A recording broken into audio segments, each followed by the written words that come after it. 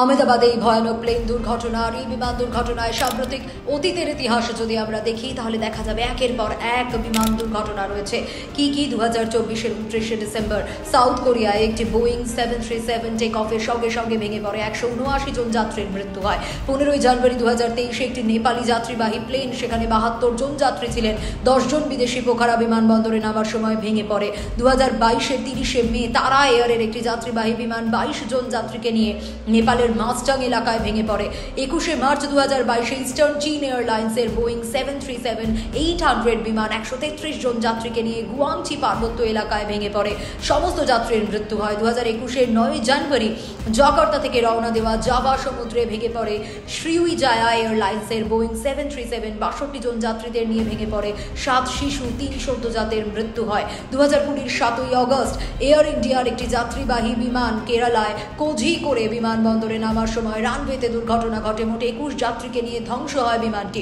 2020-এর 22শে মে পাকিস্তান এয়ারলাইন্সের একটি বিমান সেখানেও করাচিতে ভেঙে পড়ে, ভয়াবহ দুর্ঘটনা ঘটে। জানুয়ারির 8 তারিখে 2020 ইউক্রেন ইন্টারন্যাশনাল এয়ারলাইন্সের PS752 ইরানের রাজধানী তেহরান থেকে রওনা দেয়, আর প্রায় সঙ্গে সঙ্গেই ভেঙে পড়ে সেই বিমান, সেই সঙ্গে মৃত্যু হয় 176 জন যাত্রীর। 2019-এর 10ই মার্চ একটি ইথিওপিয়ান এয়ারলাইন্সের বিমান 157 জন যাত্রীকে নিয়ে টেক অফের সঙ্গে সঙ্গে প্রায় ভেঙে পড়ে বিমানটি।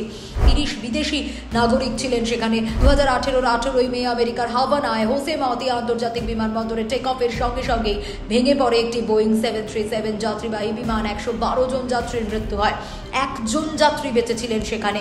এপ্রিলের 2018-য় আলজেরিয়া একটি সামরিক বিমান টেক অফের সঙ্গে সঙ্গে ভেঙে পড়ে, 257 জন যাত্রীর মৃত্যু হয়, বেশিরভাগ সেনাকর্মী, তাদের পরিবার ছিল সেখানে। 2018-এর 12ই মার্চ 71 জন যাত্রীকে নিয়ে নেপালের কাঠমান্ডু বিমানবন্দর থেকে টেক অফের পরেই ভেঙে পড়ে 50 জনেরও বেশি যাত্রীর মৃত্যু হয় সেখানে। ফেব্রুয়ারির 18ই ফেব্রুয়ারি ইরানে একটি বিমান 66 জন যাত্রীকে নিয়ে জাগ্রস পর্বতে টেক অফের প্রায় সঙ্গে সঙ্গে ভেঙে পড়ে। ফেব্রুয়ারির 11, 2018 সালের মস্কোর ডোমোডেডোভে বিমানবন্দর থেকে যাত্রীবাহী প্লেন টেক অফের সঙ্গে সঙ্গে ভেঙে পড়ে, 71 জন যাত্রীর মৃত্যু হয়। 2016 ডিসেম্বর 25, 2016-এ সেই ঘটনায় একটি রুশ সামরিক বিমান ব্ল্যাক সিয়ে ভেঙে পড়ে, প্রাণ যায় 92 যাত্রীর। টেক অফের সঙ্গে সঙ্গে সোচি শহরে ভেঙে পড়ে বিমানটি, আর এই বিমানটি একটি মিউজিক্যাল ব্যান্ডের সদস্যরা ছিলেন যারা রাশিয়ায় অনুষ্ঠান করার জন্য যাচ্ছিলেন।